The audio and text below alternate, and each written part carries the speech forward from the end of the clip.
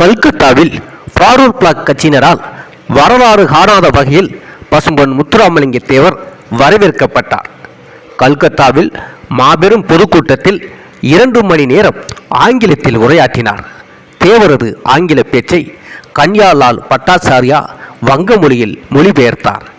கல்கத்தா பொதுக்கூட்டத்திலும் கீழத்துவல் படுகொலை பற்றி கூறி நேதாஜி விவகாரத்தில் நேருவோடு ஒத்துப்போகாததாலும் ஃபாரூக் பிளாக் கட்சியை காங்கிரஸோடு இணைக்க நேரு செய்த முயற்சியை தான் முறியடித்ததாலும் தமிழ்நாட்டில் காங்கிரஸ் ஆட்சிக்கு எதிராக நான் செயல்பட்டதாலும் என் மீது என் மக்கள் மீதும் மாநில அரசும் மத்திய அரசும் சேர்ந்து தொடுத்த போரே முதுகுளத்தூர் கலவரம் என்பதை மிக தெளிவாக பேசினார்.